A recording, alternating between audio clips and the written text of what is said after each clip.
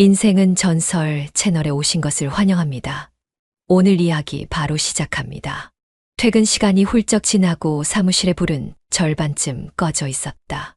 사람들이 빠져나간 자리에 남은 노트북 소리만이 일정한 박자로 울려 퍼졌고 형광등 아래에서 종이 위를 바쁘게 움직이는 펜 끝이 잠시도 쉬지 않았다.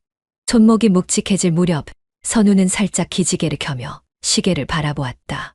밤 11시를 가리키는 바늘이 조금 전부터 더디게 움직이고 있었지만 그보다 먼저 느껴지는 건 등줄기를 타고 내려오는 싸늘한 피로감이었다. 민석은 회의실에서 막 나온 듯 셔츠 소매를 걷은 채 돌아왔다.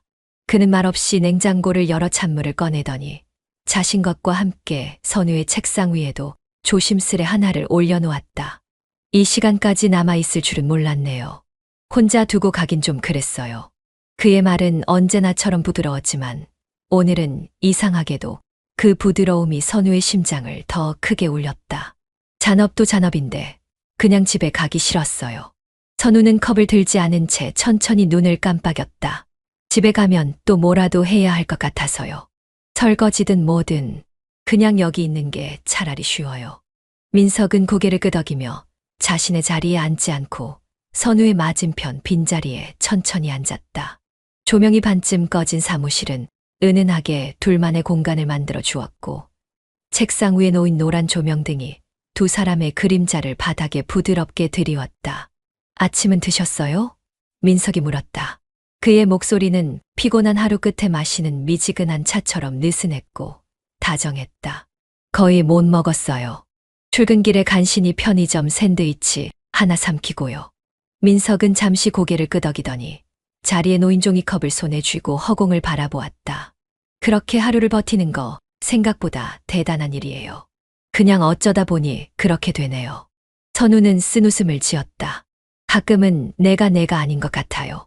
무슨 로봇처럼 주어진 일만 반복하다가 눈을 감는. 민석은 조심스럽게 웃었다. 그럼 저는 로봇 옆에서 야근하는 AI인가요? 그 말에 선우는 피식 웃음을 터뜨렸다. 그럼 저 업그레이드라도 시켜주세요. 너무 낡았어요. 그 웃음 뒤 둘 사이에 조용한 숨결만이 흘렀다. 말없이 한참을 그렇게 있다가 선우는 커피잔을 쥔 채로 고개를 돌렸다. 그의 시선이 닿은 창문 너머로는 비가 조용히 내리고 있었고 사무실 창문에 부딪히는 빗방울 소리가 어둠을 더욱 깊게 만들었다. 민석도 창밖을 바라보다가 문득 말했다. 비 오는 날은 꼭 뭔가 생각이 많아지죠. 그쵸. 이상하게 마음이 헐거워지잖아요. 그리고 그 순간 선우가 컵을 내려놓으려다 실수로 그의 손등을 스쳤다. 차가운 물병과 따뜻한 손끝이 얽혀 이상하리만치 명확한 온도가 전달되었다. 둘은 동시에 멈칫했고 잔잔하던 대화의 흐름이 일순간 얼어붙은 듯 고요해졌다. 어색함이 도는 공기 속에서 선우는 천천히 손을 걷었지만 시선은 쉽사리 떨어지지 않았다. 죄송해요. 실수였어요. 선우가 조심스럽게 말했다. 괜찮아요. 실수 같은 거 누구나 하잖아요.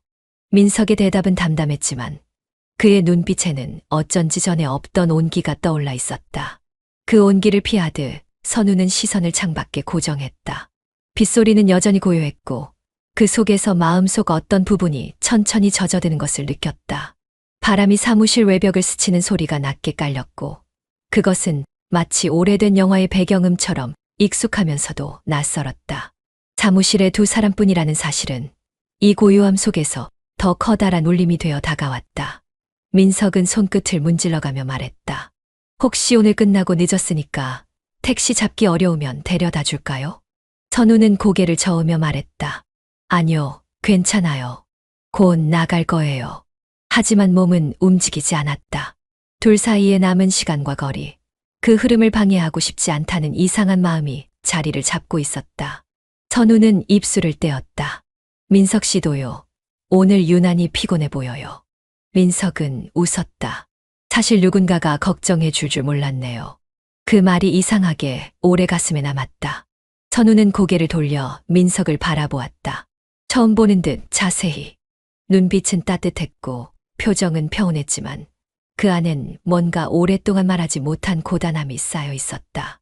그 얼굴이 낯설고도 익숙해서 선우는 더 이상 아무 말도 하지 못했다.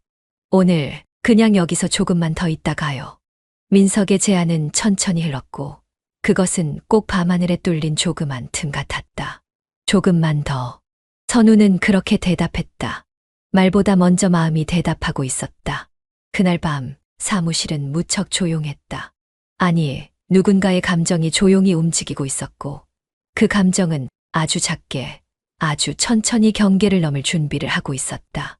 마치 손끝이 닿은 그 순간처럼. 선우 씨, 늘 듣던 호칭이었고 민석의 목소리 또한 변함없는 톤이었다. 하지만 그날따라 어딘가 이상했다. 같은 이름인데도 그가 말끝을 살짝 늘리는 그 어조가 묘하게 귀에 남았다. 평소보다 한 박자 늦게 떨어지는 억양은 더 이상 일상적인 부름이 아니라 무언가 감춰진 뉘앙스처럼 느껴졌고 선우는 순간적으로 숨을 들이마셨다. 괜히 예민한 건가 하고 고개를 저으며 컴퓨터 모니터로 시선을 돌렸다. 오늘은 안 늦게 가시죠. 어제처럼 또 둘이 남게 되면 이상할 것 같아서요. 민석의 말에 선우는 웃음 반, 당황 반으로 반응했다. 이상할 게 뭐가 있어요. 일이 많으면 같이 남는 거죠. 그러게요. 이상할 거 없죠. 그런데 말이에요. 누가 보면 오해할 수도 있으니까. 민석이 농담처럼 웃으며 말을 이어갔다. 그 말에 선우는 마우스를 움직이던 손을 잠깐 멈췄다. 그저 아무렇지도 않게 흘려듣기엔 어쩐지 마음 어딘가를 툭 건드리는 농담이었다. 선우는 억지로 어깨를 으쓱하며 대꾸했다. 그럼 앞으로는 눈치 보여서 같이 야근도 못하겠네요. 아, 아니에요. 그런 뜻은 아니었고요. 그냥 누군가 선우 씨랑 저를 보고 뭐라고 한다면 그 사람 눈이 이상한 거겠죠. 그는 여전히 웃고 있었지만 웃음의 끝은 조금 달랐다. 선우는 그런 민석의 얼굴을 슬쩍 바라보다가 시선을 돌렸다. 요즘 부쩍 민석의 눈길이 자주 느껴진다. 책상 너머로 복도를 지날 때, 점심을 먹을 때도 눈을 마주치면 자연스럽게 피하지 않고 오래 머무는 그의 시선이 부담스러웠다. 부담이라는 단어가 틀렸다는 걸 선우는 알고 있었다. 사실은 부담이라기보다 괜히 떨렸다고 말하는 게 더 맞을 것이다. 선우 씨는 누가 오해해도 그걸 굳이 해명하는 스타일은 아니죠. 해명 안 하고 넘어가면 이상하게 흘러가잖아요. 저는 그런 거 싫어요. 그런 거 싫어하는 건 저도 똑같아요. 민석은 잠깐 멈췄다가 덧붙였다. 그래서 요즘 좀 조심해요. 선우 씨 앞에서는 특히. 그 말은 애매했다. 조심, 무엇을, 왜? 선우는 대꾸하지 않았다. 그러는 사이 민석은 자리에서 일어나 복도 쪽으로 향했다. 그가 지나간 자리엔 따뜻한 체온이 남은 것처럼 어색한 공기가 감돌았고 선우는 그 분위기를 빨리 지워버리듯 노트북 화면에 집중하려 했다. 하지만 민석의 목소리가 계속 귓가에 맴돌았다. 특히 선우 씨 앞에서는 조심해야 할 말투란 게 대체 뭘까? 점심 무렵 사무실 근처 작은 식당으로 향하던 중 민석이 다시 말을 걸었다. 어제 좀 늦게까지 남으셨잖아요. 잠은 푹 잤어요? 네. 씻고 누우니까 바로 잠들더라고요. 다행이네요. 선우 씨는 요즘 많이 지쳐 보이니까. 그가 걱정하는 듯한 말투를 말하는 순간 선우는 알 수 없는 거리감에 움찔했다. 예전에는 민석의 이런 말이 당연하게 느껴졌고 오히려 의지가 되곤 했는데 지금은 달랐다. 마음이 예민하게 반응하고 어떤 말엔 괜히 긴장하게 된다. 거리감 때문이 아니라 이상하게도 너무 가까워지고 있다는 느낌 때문이었다. 요즘 민석 씨, 왜 그렇게 말투가 달라요? 달라요? 제가요? 선우는 식당 입구 앞에서 멈춰섰다. 뭔가 평소보다 조심스럽기도 하고 너무 친근하기도 하고 그 사이 어딘가에 걸쳐 있는 느낌이 들어요. 좀 이상하게 들리죠. 민석은 대답하지 않고 웃었다. 그는 뭔가를 말하려다 멈추는 듯한 눈빛으로 선우를 바라보다가 고개를 천천히 끄덕였다. 저도 가끔 제 말이 어색하게 들릴까봐 걱정돼요. 그냥 마음이 달라지니까 말도 달라지나 봐요. 그 말에 선우는 다시 심장이 살짝 요동치는 걸 느꼈다. 이상하다고 생각했다. 아직 아무 일도 일어나지 않았는데 왜 이렇게 숨이 막히는지 모르겠다. 익숙했던 말투, 오랜 동료였던 민석. 그런데 그의 말이 달라지자 모든 게 낯설게 느껴졌다. 그날 오후 선우는 회의실 복도를 걷다 민석과 다시 마주쳤다. 민석은 무심하게 다가와 선우의 어깨에 손을 두고 올렸다. 너무 가볍지도 그렇다고 농담처럼 넘기기도 어려운 미묘한 손길이었다. 선우는 순간 몸을 굳히고 작게 웃으며 그 손을 살짝 피했다. 민석 씨. 네. 그 손 익숙한 척 하지 말아요. 민석은 대답하지 않았다. 하지만 눈빛은 오히려 더 또렷해졌고 말없이 선우를 바라보다가 고개를 살짝 숙인 채 걸어갔다. 그의 뒷모습이 어쩐지 그날따라 낯설어 보였다. 아니, 어쩌면 익숙한 감정이 선을 넘으려 하는 순간이었는지도 모른다. 창밖의 햇살은 따뜻했지만 선우의 가슴엔 어느샌가 알 수 없는 그림자가 드리워지고 있었다. 비가 하루 종일 내렸다. 오전부터 잔잔하게 시작된 빗방울은 오후엔 제법 거세졌고 퇴근 무렵에는 복도 창문을 두드리는 소리가 음악처럼 들릴 정도로 세차게 바뀌었다. 야근이 예정되어 있었지만 아무도 불평하지 않았다. 비 오는 날은 괜히 마음이 차분해지고 또 같이 남은 사람끼리는 불필요한 긴장을 조금은 덜 수 있으니까. 민석도 선우도 그런 분위기에 젖어 사무실을 정리하고 있었다. 그날은 평소보다 일이 일찍 끝났다. 간단한 자료 수정만 남은 상태였고 민석이 먼저 노트북을 닫았다. 선우가 조용히 그를 바라보자 민석은 머쓱한 표정으로 말을 걸었다. 오늘은 내가 선우 씨보다 먼저 끝난 것 같네요. 이건 거의 기념일이에요. 기념일이라니 별 말도 안 되는 소릴. 선우가 말끝을 흐리며 웃자 민석도 따라 웃었다. 어색하진 않았지만 묘한 감정이 감돌았다. 둘 사이에 맴도는 무언의 기류가 어느새 장난처럼 툭툭 던지던 말들 사이에 숨을 곳을 잃고 드러나기 시작한 듯했다. 그럼 먼저 내려가 있을게요. 우산은 2개나 있어요. 민석이 손가락으로 자신의 가방을 가리키며 말하자 선우는 고개를 끄덕였다. 난 아직 조금 남아서 먼저 가요. 아니에요. 같이 내려가요. 어차피 그냥 같이 가고 싶어서. 민석의 말에 선우는 한순간 당황했지만 곧 평정을 찾으며 자리에서 일어났다. 같이 가면 비가 덜 맞긴 하겠죠. 엘리베이터 앞에서 기다리던 민석이 우산을 들었다. 우산 하나, 2개 있다면서요? 아, 맞다. 그런데 어깨 젖는 거 괜찮으면 이거 하나 써요. 요즘 가방이 무거워서 2개 다 들기 귀찮더라고요. 민석은 거짓말을 못하는 사람이다. 선우는 그걸 안다.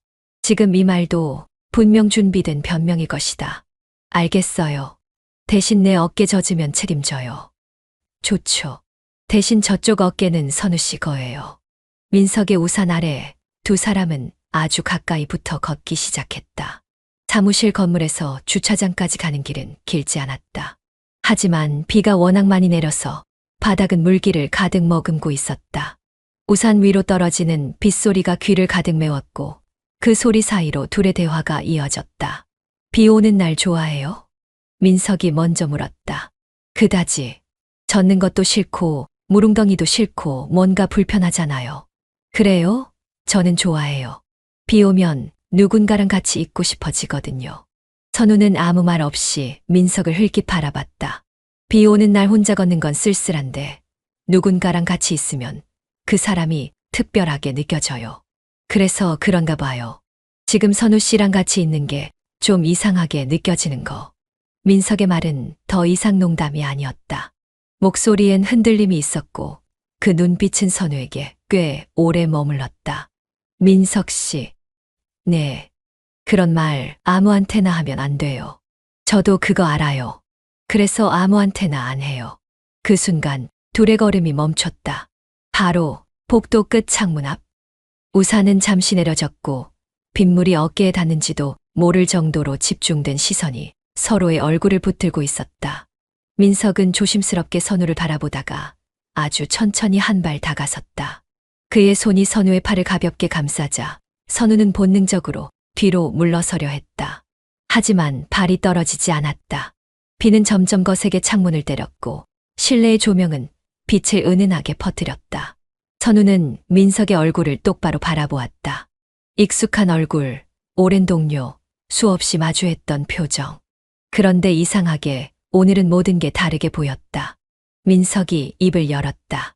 지금 이 순간을 후회하게 될까요? 아마도, 그래도. 그는 끝까지 말을 잇지 못한 채 아주 조심스럽게 입술을 가까이 했다. 처음엔 선우가 밀어낼 수 있다고 생각했다. 하지만 그 입맞춤은 짧고 조용했고 그리고 너무 따뜻했다. 거세게 내리는 빗소리와는 전혀 어울리지 않는 부드러운 감촉이었다. 입맞춤이 끝나고 둘 사이엔 짧은 정적이 흘렀다. 선우는 아무 말 없이 그를 바라보다 겨우 말을 꺼냈다. 이건 실수예요. 맞아요. 실수였어요. 근데 그게 우리만 아는 실수라면 다시 반복될 수도 있는 거잖아요. 그 말에 선우는 눈을 감았다. 너무 쉬운 말, 너무 위험한 말. 그런데 그 말이 왜 이렇게 마음속에 오래 남는지 모르겠다. 우산을 다시 들며 민석이 말했다. 이젠 어깨 젖는 거 상관없을 것 같아요. 같이 젖으면 되니까. 그리고 아무 말 없이 다시 둘은 걸음을 옮겼다. 복도 끝에 다다르자 어느새 빗소리는 조금 잦아들고 있었지만 마음속 울리는 파장은 여전히 깊었다. 출장은 정말 사소하게 정해진 일이었다. 본사와의 정기 미팅에 부서별로 실무자를 동행시키는 일정이었고 선우와 민석은 언제나처럼 업무의 연장선상에서 함께 그 명단에 이름을 올렸다.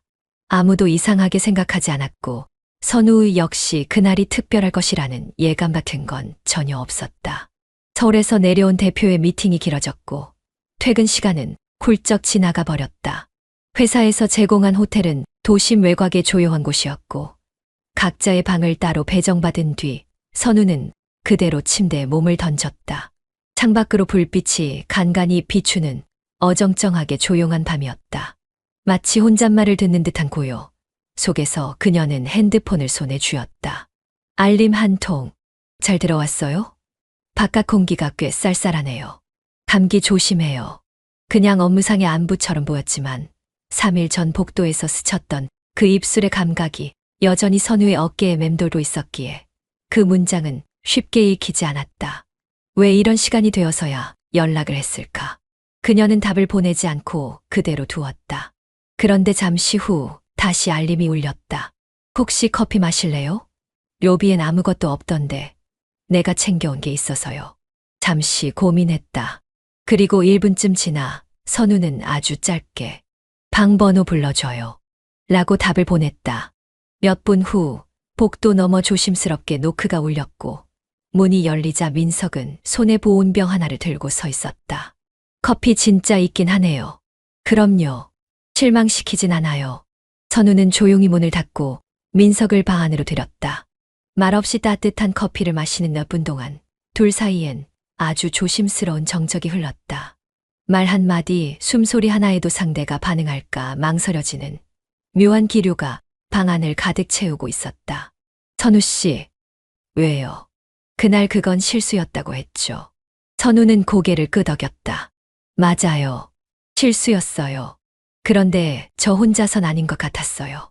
아니면 제가 너무 제 마음대로 생각한 건가요? 민석의 눈빛엔 진심이 섞여 있었고 선우는 그 시선을 피하지 못했다. 그날 이후로 솔직히 저도 좀 헷갈렸어요. 우리가 원래 이런 사이였나 싶기도 하고. 근데요. 지금 이 방에 있는 것도 그렇게 자연스럽게 느껴지지 않아요. 민석은 선우의 말에 미소를 지었다.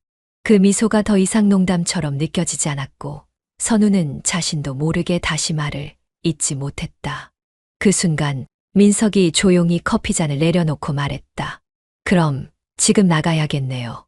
원래대로 돌아가려면 그게 좋을 거예요. 민석은 일어서려다 잠시 멈췄다. 그리고 뒤돌아 선우를 바라봤다. 근데 한 가지만 물을게요. 지금 저 나가는 게 아쉽진 않아요? 선우는 대답하지 못했다. 민석은 문을 열지 않고 그대로 한 발짝 다가섰다. 대답 안 하면 그건 나가지 말란 신호로 받아들여도 될까요? 이 말은 농담이었다. 하지만 웃지 않았다. 선우 역시 웃지 않았다. 아쉽다고 말하면 다시는 못 돌아갈 것 같아요. 그 말이 끝나자마자 민석은 아주 조심스럽게 그녀의 손을 잡았다. 그리고 이번에는 입맞춤이 아니었다. 가볍게 그녀의 어깨에 이마를 기댔다. 그럼 오늘은 그냥 여기까지만. 민석은 선우를 잠시 아는 채 가만히 있었다. 그 말대로 아무 일도 하지 않았다. 그 어떤 위험한 선도 넘지 않았지만 선우는 그 시간이 어쩌면 더 위험한 감정을 불러일으킨다는 것을 알았다. 민석이 돌아간 뒤 선우는 텔레비전을 켜두고 멍하니 화면만 바라봤다. 화면은 소리를 잃었고 머릿속엔 방금 전 그의 체온만 맴돌았다. 그리고 다음날 아침 조식 뷔페에서 마주친 민석은 평소처럼 선우에게 인사했다. 잘 잤어요? 덕분에요. 하지만 이상하게 눈빛이 마주치는 시간이 더 길어졌고 말이 오가는 빈도는 줄어들었다. 서로를 피하는 듯 마주치게 되는 순간들이 잦아졌고 오히려 거리감은 더 명확해졌다. 왜 그날 문을 열게 됐을까? 왜 아무 일 없었는데 더 혼란스러울까? 돌아오는 차 안에서 선우는 창밖으로 지나가는 풍경을 바라보며 조용히 눈을 감았다. 민석은 조수석에서 조용히 운전대를 잡고 있었고 라디오는 아주 작게 흐르고 있었다. 차 안에 흐르는 감정은 차라리 비 오는 날보다 더 짙고 무거웠다. 사소한 출장. 하지만 그 밤이 만든 틈은 시간이 지나도 좀처럼 메워지지 않을 듯했다. 창밖에선 또 비가 내렸다. 천장을 울리는 뒷소리는 어느새 배경음처럼 흐르고 전등 아래 탁자엔 식지 않은 커피가 남아 있었다. 아까부터 말은 줄었지만 통화는 끝나지 않았다. 핸드폰을 귀에 댄 채 나는 조용히 벽에 등을 기댔다. 그의 목소리가 이어졌다. 밖에서 본 그 집 아직 그대로예요? 응. 변한 거 하나도 없어. 며칠 전에도 커튼만 한 번 바꿨어. 그 커튼 내가 추천한 거 맞죠? 흰색 레이스로 된 거. 나는 작게 웃었다. 그래. 너 말대로 사봤지. 햇살 잘 들어와서 좋긴 하더라. 햇살도 좋지만 그 커튼 사이로 너 서 있는 거 진짜 예뻤어. 그 순간 나는 어깨에 스르르 피로가 내려앉는 느낌이 들었다. 아무 말 없이 그가 그 장면을 떠올리고 있었다는 사실이 이상하게도 숨을 막히게 만들었다. 화면을 보니 통화 시간은 벌써 47분째. 끊을 타이밍을 놓친 게 아니라 애초에 끊을 마음이 없었다는 걸 깨달았다. 혼자 있으면 무서워요? 그가 낮은 목소리로 물었다. 나는 벽에 등을 댄 채 천천히 고개를 끄덕였다. 가끔은 아무도 안 오는 현관 불빛 보면 좀 그래. 그럼 나 가도 돼요? 나는 대답을 하지 않았다. 거절도 허락도 하지 않은 침묵이 오히려 그를 부르던 순간이었다. 10분 후 초인종 대신 문을 두드리는 소리에 나는 그대로 문을 열었다. 그리고 말없이 현관에 선 그를 바라봤다. 민석은 젖은 셔츠를 그대로 입은 채 서 있었다. 빗물에 젖은 어깨가 내 마음 어딘가를 누르고 들어왔다. 들어올래? 나는 옆으로 몸을 비켰다. 그가 조용히 들어왔다. 현관문을 닫는 순간 이상하리만치 집 안이 좁아졌다. 익숙한 구조인데도 한 사람이 더 들어온 것만으로 숨이 막히는 기분. 민석은 말없이 거실에 섰고 나는 그에게 수건을 건넸다. 젖은 머리칼을 닦던 그가 나를 가만히 내려다봤다. 말하지 않았지만 나는 선우 씨 목소리 들을 때마다 견딜 수가 없었어요. 누군가 당신을 안아주지 않는다는 게 믿기지 않아서. 나는 눈을 피하지 않고 그를 바라봤다. 이제 돌이킬 수 없다는 걸 알았다. 정말 안아주면 안 돼요? 그는 나를 밀지 않았고 억지로 잡아당기지도 않았다. 그냥 기다렸다. 그 순간 내가 그에게 몸을 기울였다. 그는 한숨처럼 나를 안았다. 단단하지 않았고 다정했다. 나도 모르게 두 팔로 그를 안았다. 그의 팔 사이에 있는 나는 너무 작았다. 조금만 안고 있을게요. 나쁜 짓 안 해요. 그냥 이대로만 있으면 돼요. 그는 그렇게 말했지만 내 몸이 먼저 대답하고 있었다. 그의 손가락이 내 머리카락을 넘기고 이마를 조심스럽게 눌렀다. 나도 그를 바라봤다. 숨결이 가까웠고 입술이 스쳤다. 단지 스친 줄만 알았던 입맞춤은 점점 깊어졌다. 내가 먼저 입술을 벌렸다. 그의 손이 내 허리를 감싸며 나를 가까이 끌었다. 발끝이 떠오를 만큼 우리는 서로에게 매달렸다. 거실 등만이 은은히 우리를 비추는 사이 그는 조용히 물었다. 여기서 멈춰야 해요? 나는 숨을 들이쉬며 고개를 저었다. 멈추지 마. 그 말을 들은 그는 나를 천천히 안방으로 이끌었다. 발끝으로 걷는 듯 조심스러웠고, 그러면서도 한순간도 시선을 거두지 않았다. 침대 앞에 선 우리는 아무 말 없이 서로의 옷을 벗겼다. 겹겹이 쌓인 외로움과 자제심이 옷처럼 바닥에 떨어졌다. 가슴을 누른 그의 손길이 내 안쪽까지 떨리게 만들었다. 이불 위로 몸이 닿는 순간 나는 한 번도 느껴보지 못한 열기에 숨을 삼켰다. 그가 내 이름을 부를 때마다 나는 그 열기 속으로 더 깊숙이 빠져들었다. 외로움의 이름으로 시작된 이 밤은 그 어떤 말로도 설명되지 않았다. 이 순간만큼은 모든 걸 잊고 싶었다. 그렇게 우리는 확실하게 선을 넘었다. 사무실 문을 열자마자 어젯밤의 온도 차가 훅 하고 밀려들었다. 에어컨에서 나오는 찬바람도 회의실 안의 정적도 어제와 똑같은데 그 모든 풍경이 완전히 달라 보였다. 내가 그의 옆을 지나칠 때마다 은은하게 코끝에 머무는 그 냄새. 분명 어젯밤에도 느꼈던 샴푸와 섬유유연제와 그 남자의 체온까지 섞인 향이었다. 내 옷깃 어딘가에도 그 향이 남아있는 듯 했다. 나만큼은 알고 있었다. 그 냄새 하나로도 다시 심장이 요동칠 수 있다는 걸. 책상에 앉아 컴퓨터를 켜는 손끝이 이상하게 낯설었다. 화면을 보는 것 같지 않았다. 자꾸만 옆자리에서 들려오는 키보드 소리, 커피컵 내려놓는 소리, 마우스를 움직이는 손목의 가벼운 소리까지도 의식됐다. 민석은 아무 일 없던 것처럼 태연하게 앉아 있었다. 어젯밤 그의 손끝이 내 허리를 더듬던 그 침묵과는 전혀 다른 얼굴로. 매일 다 확인하셨어요? 그가 조용히 물었다. 나는 고개를 끄덕이며 목소리를 최대한 평온하게 가다듬었다. 응, 방금 열었어. 오전 미팅 자료도 정리했고.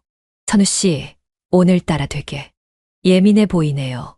그는 살짝 웃으며 고개를 기울였다. 혹시 잘 못 잔 거예요? 그의 장난 섞인 말투에 어깨가 움찔했다.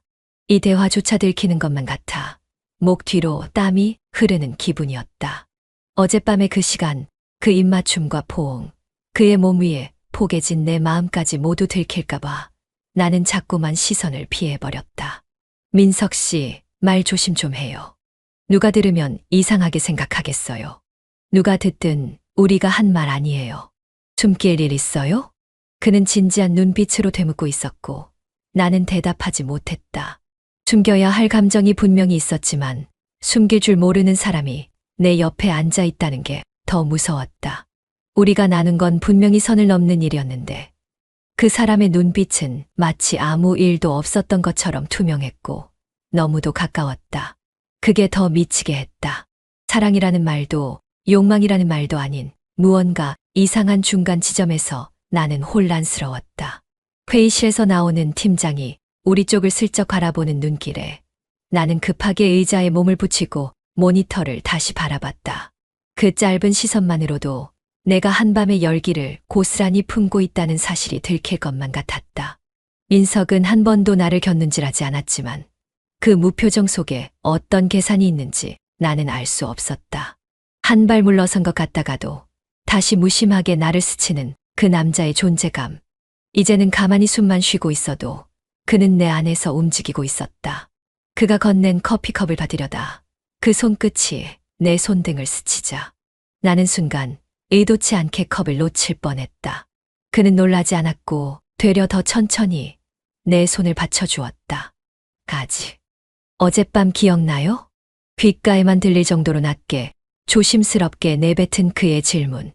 나는 컵을 든 채 대답하지 않았다. 대신 아주 작게 고개를 끄덕였다. 그의 셔츠 냄새가 다시 내 옷깃에 스며들고 있었다.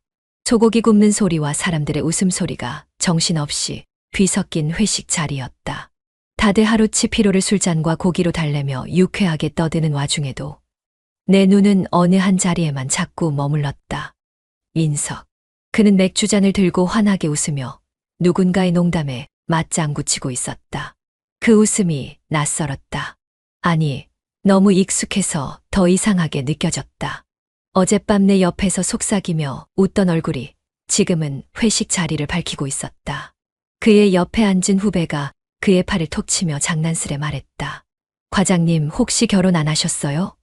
아니, 이렇게 웃는 사람은 보통 아내한테만 저런 표정 보여주지 않아요. 민석은 맥주를 삼킨 후 살짝 고개를 끄덕였다. 결혼했어요. 안에 있어요. 그 말의 순간 내 심장이 쿵 하고 떨어졌다. 알고 있었던 사실인데도 그걸 그의 입으로 다시 듣는 순간 이 모든 게 정말 잘못된 일이라는 걸 다시 또 선명히 깨달았다. 누군가가 놀란 듯 묻는다. 헐, 진짜요? 전혀 그런 느낌 안 나요. 아내한테도 그렇게 웃으세요. 민석은 그 순간 아주 잠깐 정지했다. 잔을 들던 손이 멈췄고 눈꺼풀이 약간 내려앉았다가 다시 떴다.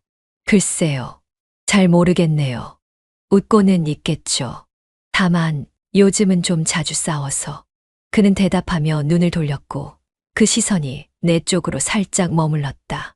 아무도 그의 그 짧은 눈빛의 의미를 알지 못했다. 하지만 나는 알았다. 그가 지금 떠올리고 있는 사람이 누구인지. 그럼 회식할 때가 더 행복하겠네요. 누군가 또 웃으며 말했다. 오늘만 봐도 그래요. 옆자리 분한테 완전 친절하게 굴잖아. 거의 애교 수준. 사람들의 시선이 나와 민석 쪽으로 잠깐 몰렸다. 나는 입꼬리를 들어 억지로 웃었고 민석은 담담히 고기 한 점을 뒤집었다. 선우 씨 덕분이죠. 옆자리에 앉아주셔서 고맙습니다. 그는 내 쪽으로 눈을 돌리지도 않은 채 아주 조용하게 그렇게 말했다. 그 말은 오직 나만 들을 수 있는 거리에서 흘러나왔고 순간 내 손이 숟가락을 놓치듯 식탁에 부딪혔다. 괜찮아요? 민석이 조용히 내 옆구리를 아주 가볍게 짚었다. 누가 보지 못하게 그의 손이 내 허리 옆에 아주 짧게 머물렀다. 그 순간 전기가 흐르듯 몸이 들썩였고 동시에 식은땀이 났다. 지금이야? 이 자리에서 이렇게. 나는 조용히 몸을 뒤로 뺐고 그에게 고개를 아주 살짝 저었다. 그는 아무 말도 하지 않았다. 입술 끝에 아주 작은 조용한 미소만 머물렀다. 술자리가 길어질수록 민석의 말은 줄어들었고 나 역시 말없이 고개만 끄덕이며 웃는 척했다. 누가 보면 아무 일 없었던 동료처럼 보일 테지만 내 속은 이미 엉망이었다.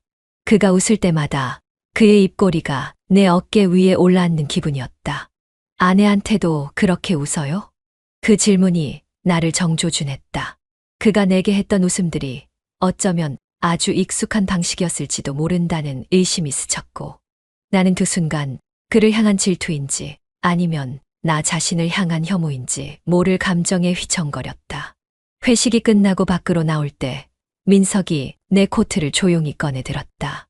그리고 아무 말 없이 내 어깨에 살짝 걸쳐줬다. 나는 고개를 들지 않았다.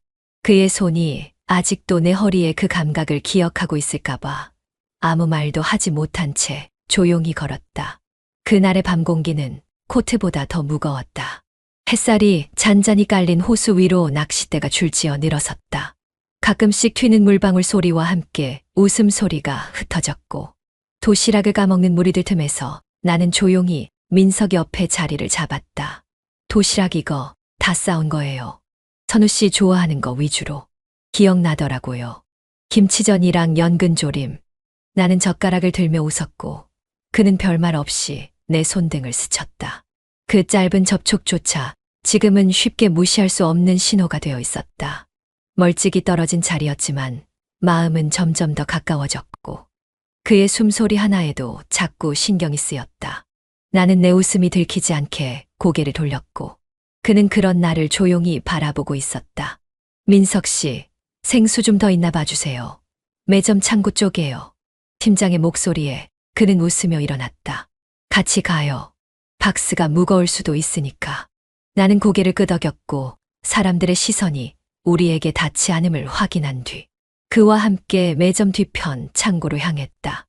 문을 열자 어둑한 그늘이 안쪽 깊이까지 들어찼고 시원한 공기와 함께 약간 눅눅한 나무 향이 났다.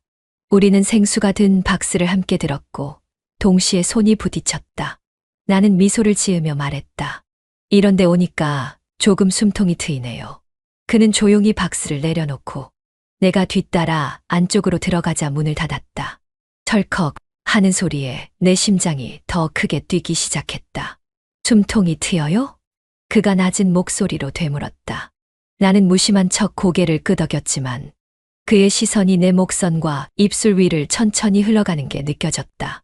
선우 씨, 그가 조용히 내 이름을 부르고 나는 무의식적으로 한 걸음 물러섰다. 하지만 등 뒤엔 이미 창고 벽이 있었다. 여기까지 와도 될까요? 그가 물었다. 나는 대답하지 않았고 대신 숨을 들이쉬었다. 그 짧은 숨 사이로 우리는 이미 많은 걸 나눴다. 키스도 밤도 마음도. 하지만 지금 이 공간은 달랐다. 민석 씨 여기선 안 돼요. 입술로는 그렇게 말했지만 내 발끝은 움직이지 않았고 손은 그를 막지 않았다. 그럼 나가지 않을게요. 그가 조용히 대답했고 다음 순간 그는 내 허리를 감싸 안았다. 나는 눈을 감았다. 입술이 닿은 순간보다 그가 나를 아는 체온이 더 깊었다. 그가 나를 들어 벽에 기대놓고 몸을 기댄다. 나는 아무 말도 하지 못했고 그는 입술로 내 목덜미에 천천히 닿았다. 여기까지 와서도 내가 멈출 수 있을 것 같아요? 민석 씨 정말 이러면 그러니까 이러는 거예요. 계속 멈췄던 게 후회되니까. 내 셔츠의 단추가 풀리기 시작했다. 서툴지 않게 아주 천천히 내가 거부할 시간을 주는 듯. 그는 내 반응을 기다렸다. 나는 그를 밀지 않았다. 단지 눈을 감고 목소리를 눌러 삼켰다. 바깥에서는 누군가 웃으며 수박을 나누고 있었고 안에서는 다른 종류의 침묵이 울려 퍼졌다. 내 어깨 위로 그가 기댄 숨이 따뜻하게 내려앉고 나는 더는 저항하지 않았다. 그 순간 이 모든 걸 알고도 돌아갈 수 없다는 걸 깨달았다. 다음 날 회사. 그의 커피잔이 책상 위에 식어가고 있었다. 조금 전까지만 해도 나를 향해 웃던 얼굴이었는데 갑자기 걸려온 전화의 목소리가 낮아졌고 시선도 분명 달라졌다. 그는 잠깐만 하고 손을 들며 자리를 떴다. 나는 괜히 물을 들어간 척하며 사무실 한켠에 멈춰 서 있었다. 책상 위엔 그의 휴대폰이 그대로 놓여 있었고 화면은 꺼져 있었지만 잠깐 진동이 울렸다. 한지은 낯선 이름이었다. 나는 잠시 손끝이 움직이는 걸 참지 못하고 그의 휴대폰을 조심스레 손에 들었다. 잠금 화면이 떴고 숫자 내 자리가 선명하게 나타났다. 나는 숨을 들이켰다. 우리가 처음 키스했던 날짜. 그가 자주 언급했던 팀 회식일. 혹시 내 생일? 모두 해봤지만 틀렸다. 몇 번의 진동 이후 휴대폰 화면은 비활성화됐다. 뭐 하는 거예요? 나는 흠칫 놀라며 고개를 돌렸다. 민석이었다. 팔짱을 낀 채 문가에 서 있었다. 전화가 와서 나는 핑계를 대며 휴대폰을 내려놓았지만 그의 시선은 차가웠다. 내가 뭘 그렇게 궁금해요?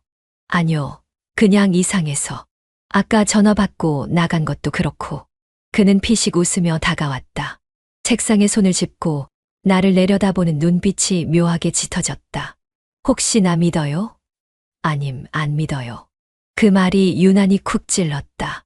나는 애써 웃으며 고개를 저었다. 있죠. 근데 이건 좀 이상했어요. 누구인지 물어볼 수는 있잖아요? 그는 잠시 고개를 기울이다 휴대폰을 들고 화면을 켰다. 다시 진동이 울렸고 그는 화면을 보여주지도 않고 전화를 끊었다. 아는 사람이에요. 아예 신경 쓸 일 안 해요. 그런 태도가 더 신경 쓰이게 만들어요. 선우 씨, 그가 나를 바라보며 조금은 짓궂게 웃었다. 지금 질투하는 거예요. 그럴 리가요. 나는 한 발 물러서며 웃었지만 그 말에 화가 나는 건 왜일까? 내가 질투할 자격이 있나? 그게 스스로를 불편하게 만들었다. 그는 내게 다가와 귓가에 조용히 속삭였다. 그럼 내가 핸드폰 없어도 되게 만들어줄게.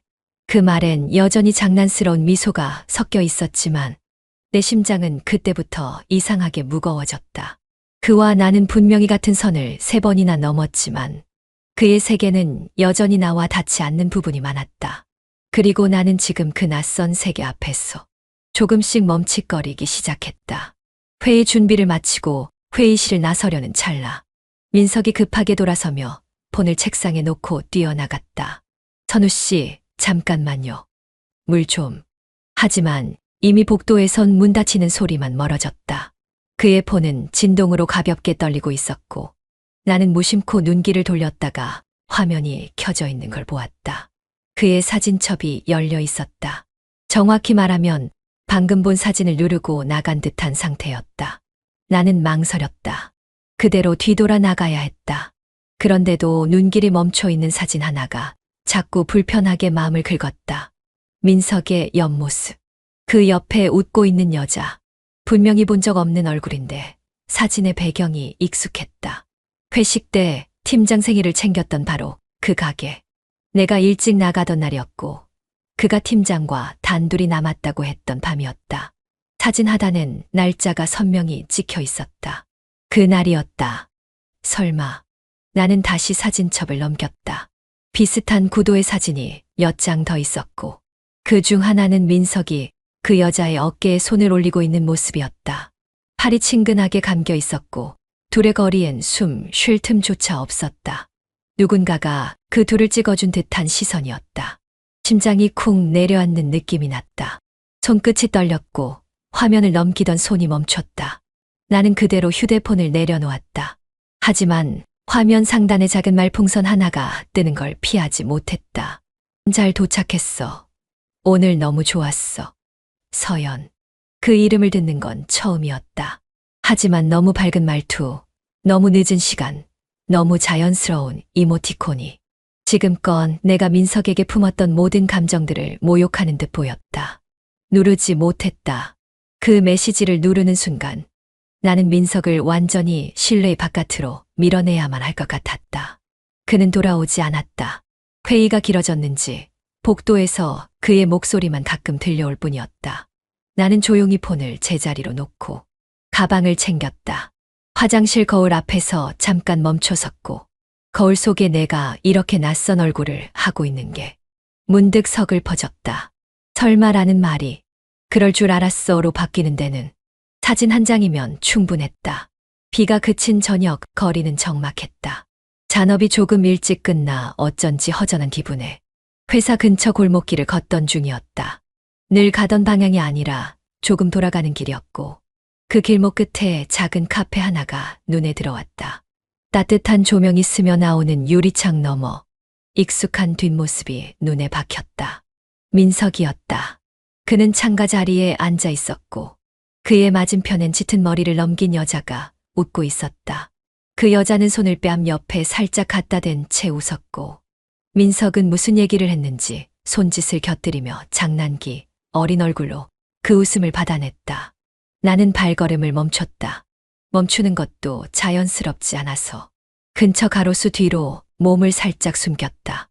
누가 보기엔 추운 저녁 낯선 그림자 하나가 거리에 가만히 박혀있는 듯 보였을 거다. 그들의 표정은 선명히 들리지 않아도 말보다 솔직했다. 가벼운 미소, 고개를 갸웃하며 물을 따르는 손짓. 그리고 테이블 아래로 조금씩 가까워지는 손들. 나는 핸드폰을 꺼내 화면을 켜고 껐다. 찍으려다 말았고 다가가려다 멈췄다. 마음은 이미 돌처럼 굳어 있었고 감정은 의외로 차분했다. 질투도 아니고 충격도 아니었다. 그저 내가 두 사람의 시간을 훔쳐보고 있는 것 같은 기분. 바보같이 혼자 눈을 돌리고 숨을 쉬는 그 기분이 더 참담했다. 그리고 순간 민석이 고개를 돌렸다. 내 쪽은 아니었지만 그의 표정이 문득 낯설게 보였다. 설명할 수 없는 낯설미였다. 나를 대할 때와 다른 민석. 더 편안하고 더 솔직해 보이고 무엇보다 그 여자에게만 허락된 무언가를 주고 있는 듯한 눈빛. 나는 뒤돌아 걸었다. 빗물이 아직도 고인 인도를 조심스레 지나며 숨을 참았다. 집에 도착하자 민석에게 문자가 하나 와 있었다. 선우 씨 오늘 일찍 퇴근하셨죠? 조심히 들어가요. 나는 그 문자를 열지 않았다. 대신 방금 본 장면이 떠올랐다. 그의 손이 그 여자의 컵을 밀어주던 손길이 지금 이 문자의 말투와 정확히 겹쳐졌기 때문이었다. 다음 날 사무실에서 민석은 아무렇지 않게 나를 불렀다. 선우 씨, 어제 비 그친 후엔 좀 걸으셨어요? 나는 고개를 들었다. 응. 그 근처 돌다가 그냥 집에 갔어요. 카페 같은 데도 가고 날이 좋아서. 나는 그의 말을 끊었다. 민석 씨는 어제 그 시간에 어디 있었어요? 그의 눈동자가 짧게 흔들렸다. 그리고 곧 웃으며 말했다. 나도 뭐 좀 마시고 별거 없었어요. 나는 고개를 끄덕이며 말끝을 흐렸다. 그랬구나. 괜히 물어봤네요. 그날 밤 나는 그가 보낸 메시지를 다시 열어보았다. 조심히 들어가요. 그의 조심히는 누구를 위한 말이었을까? 토요일 오후 민석이 제안한 장소는 번화가에서 조금 떨어진 조용한 브런치 카페였다. 넓은 창과 패브릭 소파, 작은 조명 아래 흘러나오는 재즈 음악. 예전이라면 함께 앉기만 해도 위로가 되었을 풍경이었지만 지금은 숨이 막혔다. 나는 먼저 도착해 있었다. 물잔에 얼음을 굴리며 민석이 오길 기다리는 동안 이 자리에 왜 나와 있어야 하는지 스스로 몇 번이고 되묻고 있었다. 10분쯤 지나 민석이 문을 열고 들어왔다. 늘 그러듯 단정하게 차려입고 어디선가 은은한 향기까지 풍기며 다가왔다. 선우 씨, 오래 기다렸죠. 나는 눈을 들지 않고 물었다. 어디서 온 거예요? 민석은 순간 멈칫했고 곧 아무 일 없다는 듯 웃었다. 그냥 근처에 일이 좀 있어서. 그 일이 작은 카페에서 어떤 여자랑 마주 앉아 있는 거였어요? 그의 표정이 굳었다. 그리고 조용히 자리에 앉더니 물을 한 모금 마신 뒤 대답했다. 선우야, 그건 진짜 그런 게 아니야. 그런 게 뭔데요? 아니면 아닌 거고 맞으면 맞는 거지. 그렇게 애매하게 말하면서 나를 얼마나 더 바보 만들 거예요. 내가 말하는 동안 민석은 시선을 옆으로 돌린 채 입술을 깨물고 있었다. 그리고 아주 조심스러운 목소리로 말했다. 그 여자 진짜 아무 사이 아니야. 그냥 예전에 알던 사람이었고 그날은 진짜 우연히 마주쳐서 잠깐 이야기 나눈 거야. 내가 괜히 오해받을까 봐 말 못한 건 맞는데 그 이상은 진짜 아무것도 없었어. 선우야, 믿어줘. 나는 그 말을 듣고 의자의 등을 깊이 기댔다. 말없이 민석을 바라봤다. 그의 눈빛은 흔들리고 있었고 말을 할수록 오히려 진심에서 멀어지는 것 같은 느낌이었다. 내가 뭘 봤는지 모른다고 생각해요? 그날 유리창 너머로 본 당신의 표정, 당신의 눈빛, 손짓, 웃음까지. 그 모든 게 나한테는 없었던 얼굴이었어요. 민석은 손끝을 조심스레 모으고 아무 말도 하지 못했다. 잠깐의 침묵 뒤 그는 다시 입을 열었다. 선우야, 진짜 미안해. 나도 헷갈렸어. 그냥 외로웠고 우리 사이가 요즘 좀 멀어졌다는 생각에 그냥 그런 감정이 스치듯 지나간 거야. 근데 너한테 상처 주려는 의도는 없었어. 진짜야. 너한테는 그런 마음 없었어. 나는 고개를 돌렸다. 그의 말이 공허하게 느껴진 건 진심이 없어서가 아니라 진심을 입 밖으로 꺼낼 용기가 없어서였다. 그래요. 결국 고백은 없고 변명만 남네요. 그 말이 떨어지자 테이블 위에 흐르던 대화의 온도가 완전히 식었다. 민석은 더는 아무 말도 하지 못했고 나는 천천히 가방을 집어들었다. 그냥 더 듣고 싶지 않아요. 이 이상은 나까지 무너질 것 같아서. 그는 나를 붙잡지 않았다. 내가 자리를 뜨고 문을 나설 때까지 민석은 조용히 고개만 숙이고 있었다. 나는 카페 문을 열고 나왔다. 차가운 공기가 얼굴을 스쳤고 문득 그렇게 끝나는 거구나 싶었다. 소리 없이 슬프지도 않게 비겁한 사람 하나와 말없이 무너진 마음 하나가 남은 채 창밖으로는 바람 한 점 없었고 방 안의 공기는 이상하리만치 무거웠다. 말없이 마주 앉은 테이블 위엔 두 잔의 커피가 식어갔다. 나는 눈앞에 있는 컵을 두 손으로 감싼 채 더 이상은 피하지 못할 진실을 꺼낼 준비를 하고 있었다. 그가 컵을 들다 말고 눈을 피하며 물었다. 왜 그렇게 조용해? 나는 아무 말 없이 핸드폰을 꺼냈다. 사진 한 장, 메신저 캡처, 위치, 공유, 기록. 화면 위로 그와 그녀가 나란히 웃고 있는 모습이 흘러나왔다. 실루엣처럼 흐릿한 유리창 너머 내가 본 모든 그림자들이 그 안에 담겨 있었다. 나는 화면을 뒤로 넘기며 마지막으로 저장된 음성 메시지 하나를 재생했다. 선우야, 오늘은 정말 꿈 같은 하루였어. 너와 있는 시간이 이렇게 따뜻할 줄은 몰랐어. 그의 손이 반사적으로 튀어올랐고 핸드폰을 꺼놓은 듯한 얼굴이 되어버렸다. 나는 단 한마디로 그 순간을 끊어냈다. 내가 몰랐을까? 그는 숨을 삼키며 입을 열었다. 기다려. 그건 진짜 오해야. 나랑 그 여자 그런 사이 아니야. 그냥 그런 사이 아니면 뭐. 내 목소리는 차분했지만 안쪽에서 벼랑 끝까지 밀어낸 분노가 잔잔히 넘쳐오르고 있었다. 사진의 위치에 이 목소리에 뭐 하나 빼고 들이댈 수 있는 게 있긴 해. 그는 무언가를 말하려다 다시 입을 다물었다. 당황한 얼굴에 처음으로 두려움이 비쳤다. 눈빛이 흔들렸고 손끝이 떨렸다. 나는 그 떨림을 지켜보며 끝을 정리해주는 심정으로 말을 이었다. 나랑 마주 앉아 밥 먹고 손잡고 출근하던 날들에도 내 눈은 그녀를 향하고 있었지. 그는 말없이 고개를 숙였다. 나는 손에 힘을 주어 컵을 밀었다. 살짝 흔들린 커피가 테이블을 적셨고 그제야 그는 손을 뻗었다. 미안해. 난 그냥 외로웠다고 말하겠지. 그냥 실수였다고도 할 거고. 나는 자리에서 천천히 일어나며 마지막 말을 남겼다. 근데 있잖아. 너희가 함께한 그 모든 그냥들이 난 절대 잊히지 않을 거야. 말을 마치고 뒤돌아선 순간 그의 흐느끼는 소리가 들렸지만 나는 돌아보지 않았다. 이제야 정말 끝이라는 걸 그도 알았을 테니까. 책상 위에 놓인 봉투 하나. 얇은 종이지만 그 안에 담긴 마음은 결코 가볍지 않았다. 아침 일찍 출근해 컴퓨터 전원을 켜기 전 가장 먼저 해야 할 일이 바로 그것이었다. 책상 서랍을 여는 순간부터 손끝이 저려왔고 망설임은 몇 초 만에 무너졌다. 나는 그동안 단 한 번도 먼저 자리를 떠난 적 없던 사람이었다. 늘 묵묵히 마지막까지 남아 잔업을 정리했고 언제나 그 자리에 있는 것처럼 보였지만 이제는 그만두기로 했다. 이력서와 사직서 그리고 흰 봉투 안에 눌러쓴 짧은 편지 한 장. 단정하게 적힌 수신 이민석 대리님이라는 글자가 괜히 또렷하게 눈에 밟혔다. 사람들은 아직 아무것도 몰랐고 민석 역시 오늘 아침 회의가 끝날 때까진 나를 일상처럼 마주할 거라 생각하겠지. 하지만 책상 위에 놓인 이 봉투 하나로 나는 그와 이 사무실을 동시에 떠나게 될 거였다. 오전 10시 복사실에서 돌아온 민석이 내 자리에 놓인 봉투를 발견하는 순간을 상상해봤다.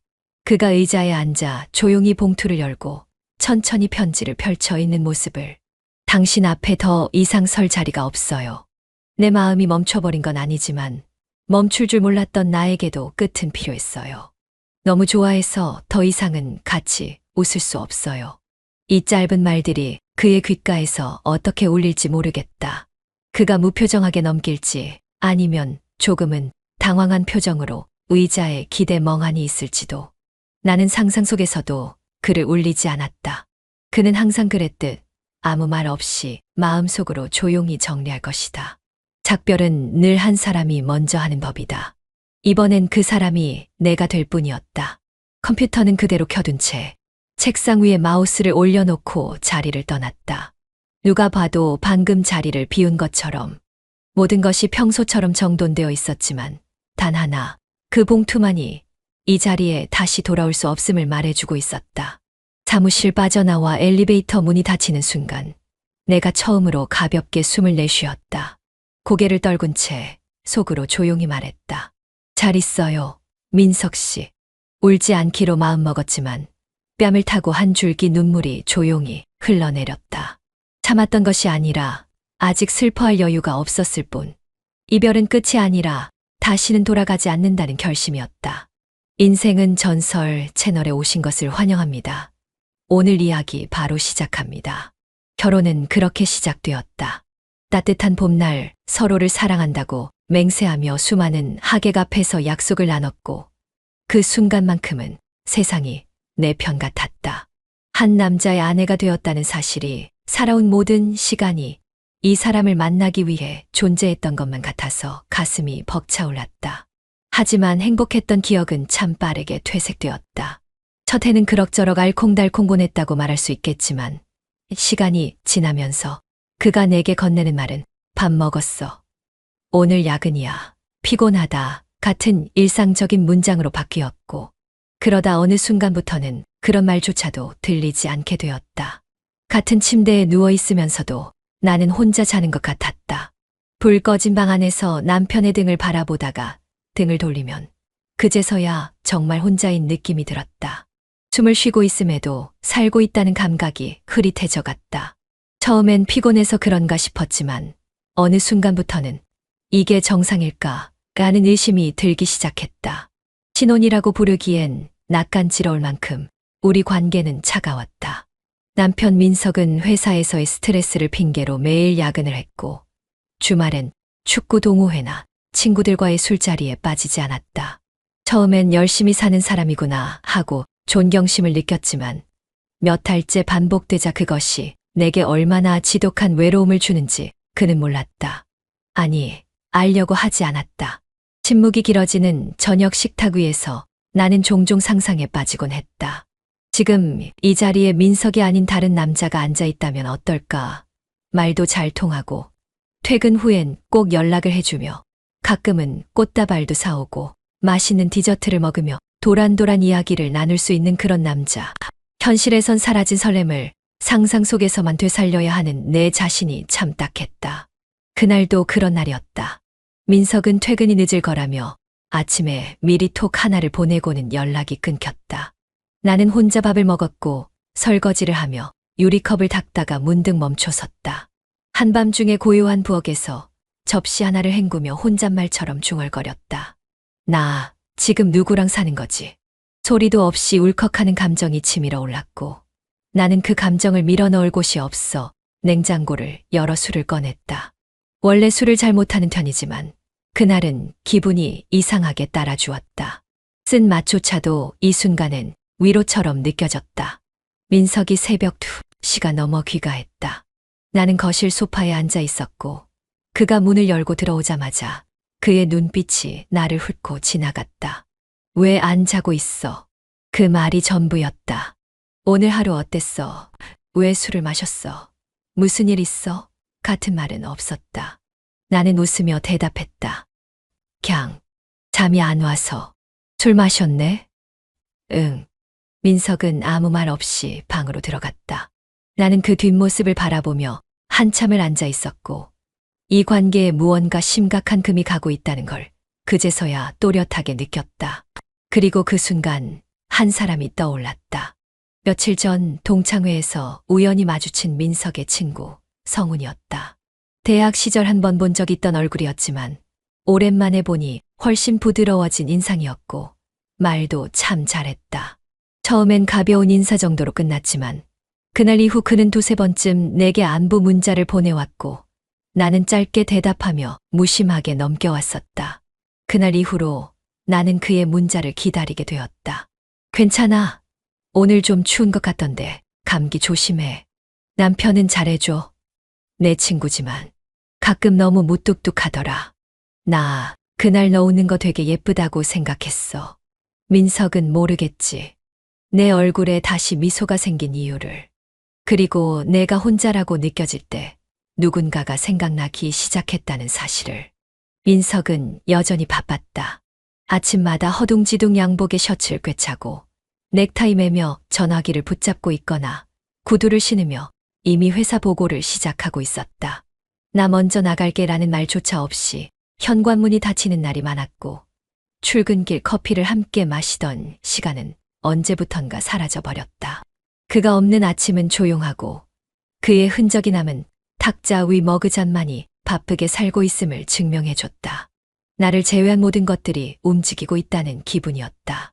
혼자 깨어있는 것에서 빵을 데우는 전자레인지 소리마저도 왠지 외로워 보였고 커튼 사이로 들어온 아침 햇살이 괜히 따뜻하게 느껴져 눈물이 핑 돌았다. 나만 멈춰 있는 걸까? 이런 생각이 들 때마다 나는 스스로를 다잡았다. 민석도 힘들 거야. 회사에서 스트레스 많을 거고 나한테 괜히 풀까봐 더 말을 아끼는 걸 수도 있지. 그렇게 나를 속이듯 위로했지만 그럴수록 속은 점점 더 말라갔다. 차라리 대놓고 화라도 내줬으면 좋겠다 싶을 때도 있었다. 그러면 나도 같이 싸우고 울고 부딪힐 수 있을 테니까. 어느 날은 거울 앞에 앉아 화장을 하다가 문득 붓을 내려놓고 멍하게 나를 바라봤다.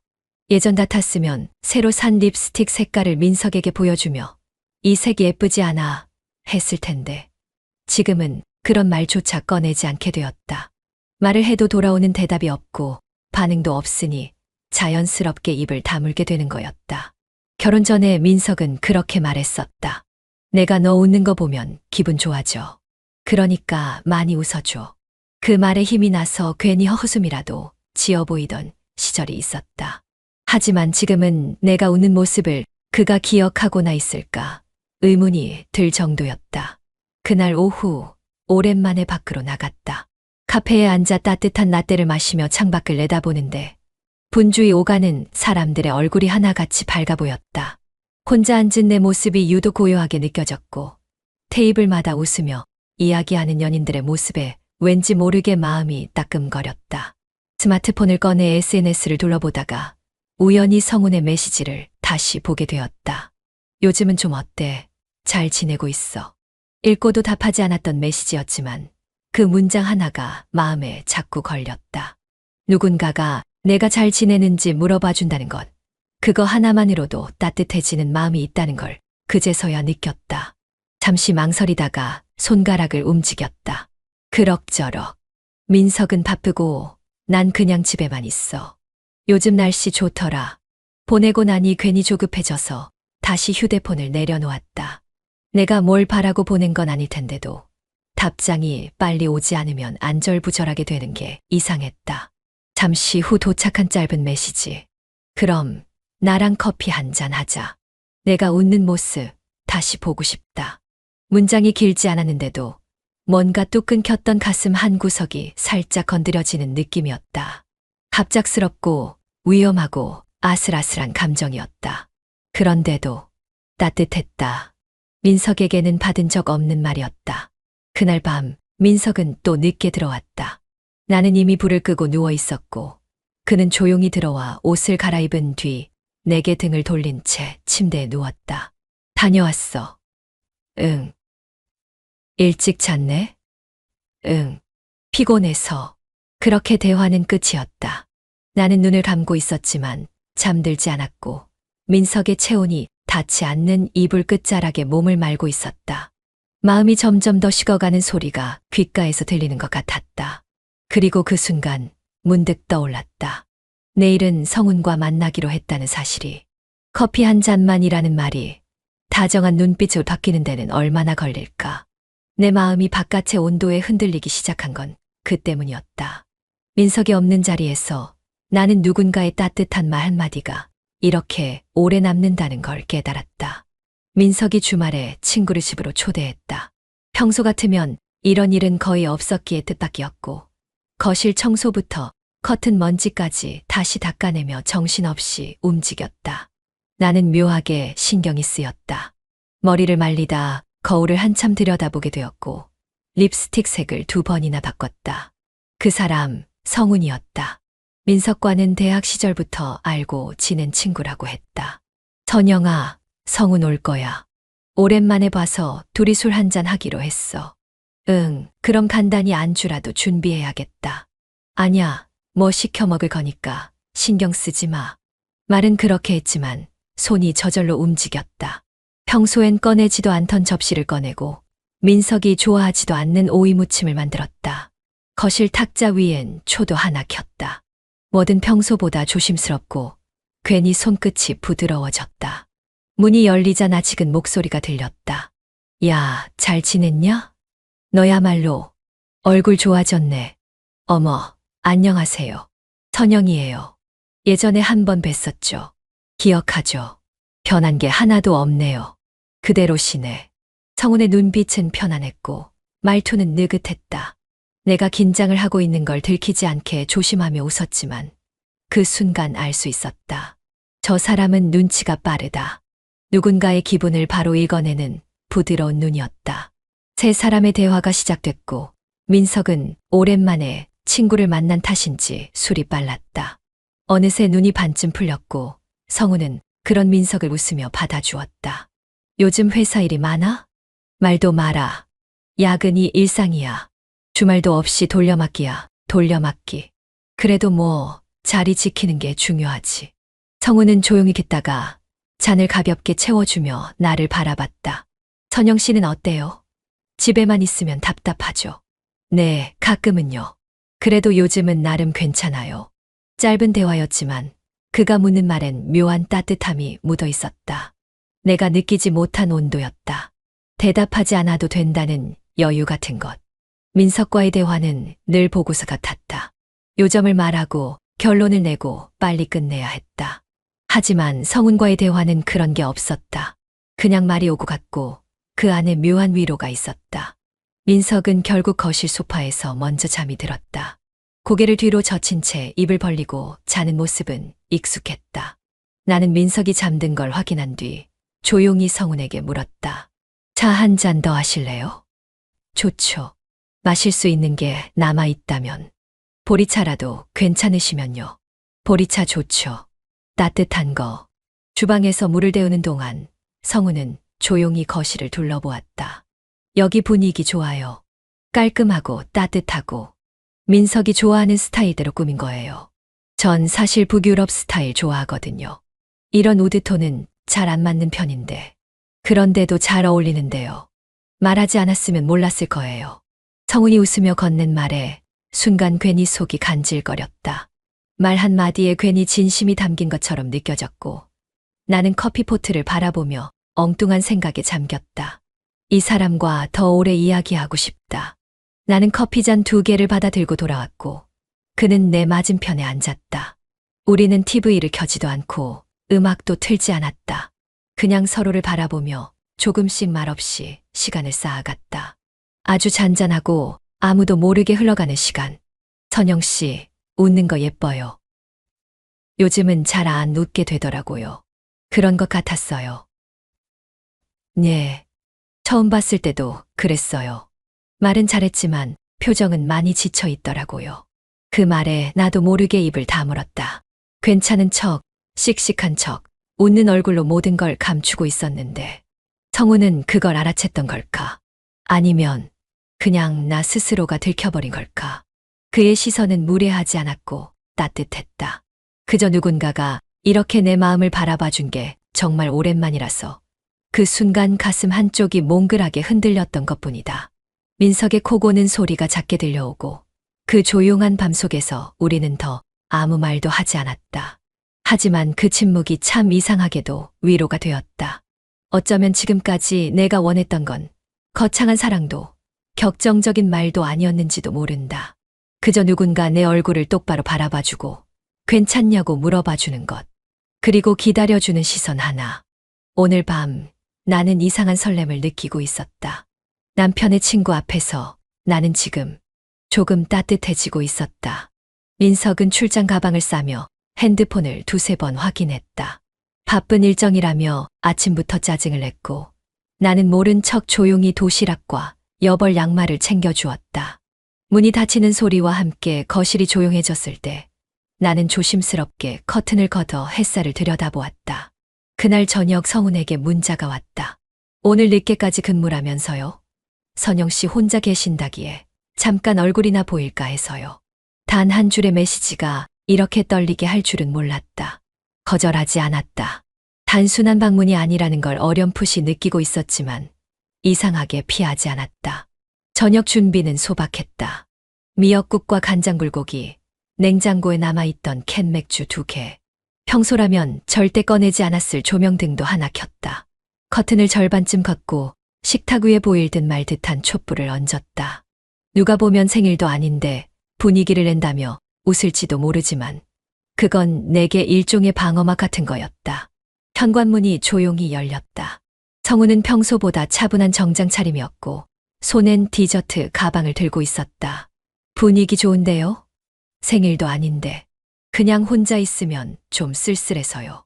우리는 식탁에 마주 앉았고 나란히 놓인 접시 너머로 서로의 그림자가 길게 드리워졌다. 성우는 말이 많지 않았다. 하지만 그의 눈빛은 조명보다도 더 부드러웠고 나를 바라보는 그 시선은 묘하게 체온이 느껴졌다. 혼자 있는 거 괜찮으세요? 괜찮다고 생각했는데 이렇게 조용하면 괜히 마음이 더 쓸쓸해져요. 아무도 없는 공간이 가끔 더 시끄럽게 느껴질 때도 있죠. 맞아요. 나는 그에게 마주보며 웃었다. 그리고 그가 건넨 캔 맥주를 열었다. 톡 하고 울린 소리와 함께 마음속 무언가도 동시에 열리는 것 같았다. 술 기운이 들어갈수록 말은 조금씩 풀렸고 평소 하지 않던 얘기들이 흘러나왔다. 민석과의 무미건조한 일상, 반복되는 대화 없는 시간들, 점점 닫혀가는 마음의 문 같은 이야기들이었다. 민석이 원래 표현이 많은 사람은 아니에요. 근데 요즘은 그냥 사람 자체가 사라진 것 같아요. 눈빛도 숨소리도. 선영 씨는요? 저요? 지금 뭐가 가장 그리우세요? 그 질문에 나는 말을 잃었다. 가장 그리운 건 손. 말하지 않아도 내 손을 가만히 잡아주던 그저 옆에 있어주는 사람이었다. 하지만 입 밖으로는 꺼내지 못했다. 대신 나는 물었다. 성훈 씨는 누군가 그립진 않아요? 지금은 선영 씨가 그리운 사람이네요. 맥주 캔이 반쯤 비워지고 식탁에 잠시 침묵이 흘렀다. 대답 대신 나는 시선을 피했다. 그리고 그 침묵 사이로 들려오는 조용한 음악과 조명의 따뜻함 속에서 알 수 없는 설렘이 가슴 깊이 들어왔다. 그가 컵을 들었다. 그 손등에 얹힌 핏줄, 나지막이 흐르는 숨결. 나는 너무 자세히 보고 있었다. 평소 같으면 눈을 피했을 거리였지만 이상하게 오늘은 시선을 거둘 수 없었다. 식사가 끝난 뒤 우리는 거실로 자리를 옮겼다. 소파에 나란히 앉았고 성우는 잠깐 눈을 감았다가 나를 향해 고개를 돌렸다. 내가 이 말하면 안 되는 거 아는데. 왜요? 선영 씨, 요즘 너무 외로워 보여요. 내가 괜히 자꾸 눈이 가요. 안 그러려 해도 나는 가슴이 먹먹해졌다. 어떻게 나도 모르게 감추고 있던 것을 이렇게 쉽게 들키는지. 그 말 한마디가 마치 문을 열어버리는 열쇠 같았다. 우리는 가까웠다. 너무 가까웠다. 팔이 닿을 듯 말 듯한 거리, 심장이 조용히 두근대기 시작한 거리. 선 넘는 거 싫죠. 누군가 선을 그어 놓지 않았으면 좋겠다고 생각한 적은 있어요. 그의 말에 나는 고개를 돌렸고 그 순간 마주친 눈동자 속에서 무언가 흐르듯 다가왔다. 그는 내 손끝을 스쳤다. 딱 한 번, 가볍게. 하지만 그 온도는 지금도 잊히지 않았다. 그날 밤 나는 세상의 모든 소리가 멈춰버린 것 같았다. 조용한 집, 켜진 조명, 그리고 손끝에 남은 체온. 성훈의 손이 내 손등을 스치던 그 짧은 순간은 이상하리만큼 길고 깊었다. 마치 한 장면이 천천히 늘어나 눈앞에서 재생되는 것처럼 아주 선명하게 각인되었다. 손끝이 닿은 건 정말 우연이었다. 컵을 건네다 손가락이 스치고 순간 서로의 눈이 마주쳤다. 그의 눈동자가 미세하게 흔들렸다. 나도 그랬다. 누가 먼저랄 것도 없이 우리는 동시에 숨을 멈췄고 그 짧은 정적이 방 안의 공기를 순식간에 바꿔버렸다. 나는 입술을 깨물었다. 그저 순간일 뿐이라고 아무 의미도 없다고 스스로를 설득해보려 했지만 이미 내 심장은 그 말을 믿지 않고 있었다. 성훈이 고개를 숙였다. 살짝 이마를 문지르며 작게 말했다. 미안해요. 괜히. 아니에요. 괜히라뇨. 그냥 그런 거잖아요. 놀랐을 뿐이에요. 말은 그렇게 했지만 목소리가 평소보다 얇고 작았다. 그도 알아차린 듯 잠시 나를 바라보다가 일어섰다. 그리고는 허둥대는 손으로 외투를 들고 현관 쪽으로 몇 걸음 옮겼다. 오늘은 여기까지만 할게요. 선영 씨가 불편해질까봐. 그런 건 아니에요. 괜찮아요. 나도 지금 조금 흔들려서. 그러니까. 그는 더 말을 잇지 못했다. 그저 나지막이 인사하고 현관문을 열었다. 그 문을 지나며 고개를 돌린 그는 잠시 나를 바라보다 고개를 숙이고 천천히 사라졌다. 문이 닫히는 소리. 그 순간 나는 그 자리에 선 채로 아무 말도, 아무 움직임도 하지 못했다. 손끝은 아직도 따뜻했고 가슴은 말도 안 되게 뛰고 있었다. 나는 소파에 그대로 주저앉았다. 조금 전까지 있던 자리엔 그의 향이 남아 있었다. 희미한 향수, 맥주, 그리고 조용한 숨결. 나는 천장을 올려다봤다. 눈을 감고 단 한 번 스쳤던 그 손끝의 기억을 꺼내어 되새겼다. 그게 얼마나 미친 짓인지 알면서도 이상하게 자꾸만 그 장면이 떠올랐다. 밤은 깊어갔고 나는 그대로 앉아 있었다. 내 안에 뭔가가 슬금슬금 아주 서서히 무너지고 있다는 걸 느끼며 방 안은 어둡고 고요했다. 시계는 새벽 2시를 가리키고 있었고 창문 밖엔 가로등 불빛 하나만이 희미하게 스며들 뿐이었다. 나는 눕지 못한 채 등을 기대고 앉아 있었다. 눈은 감고 있었지만 잠은 오지 않았다. 심장이 이상하게 두근거렸고 자꾸만 누군가의 그림자를 상상하게 됐다. 그러다 정말로 소리가 났다. 조용히 열리는 방문, 아주 천천히 삐걱이는 소리. 누구일까 생각할 필요도 없었다. 그 사람, 성훈이었다. 그는 아무 말 없이 내 앞에 멈췄다. 달빛에 비친 실루엣이 조심스럽게 다가왔다. 그 순간 나는 묻지 않았다. 왜 왔냐고, 어떻게 들어왔냐고, 지금이 몇 시냐고. 그 어떤 질문도 입 밖에 내지 않았다. 나는 눈을 떴고 그는 그 자리에 서 있었다. 선영 씨, 자요? 낮은 목소리, 귓가에서 맴도는 숨결. 나는 고개를 저었다. 그가 나를 내려다봤다. 한 걸음 다가와 내 무릎 앞에 앉았다. 그의 손이 이불 위에 살짝 얹혔다. 나는 숨을 멈췄고 그는 다시 아주 천천히 물었다. 돌아갈까요? 지금이라도. 그 말에 나는 대답하지 않았다. 대신 오른손을 이불 밖으로 꺼내 그의 손등 위에 얹었다. 아주 조용하게 스스로를 내주었다. 그는 긴 숨을 토하고 내 손을 감싸쥐었다. 그 다음은 빠르게 흐르기 시작했다. 그의 입술이 이마에 닿고 이불이 들춰지고 그의 손끝이 내 팔을 지나 어깨 위를 타고 흘렀다. 나는 눈을 감았다. 그의 숨결이 목덜미에 닿는 순간 모든 저항이 사라졌다. 입술이 어깨를 스쳤고 쇄골을 훑었고 나는 이불 속에서 조용히 떨렸다. 멈춰달라고 말해야 했을지도 모른다. 그러나 입은 다물려 있었고 몸은 점점 더 깊은 곳으로 가라앉고 있었다.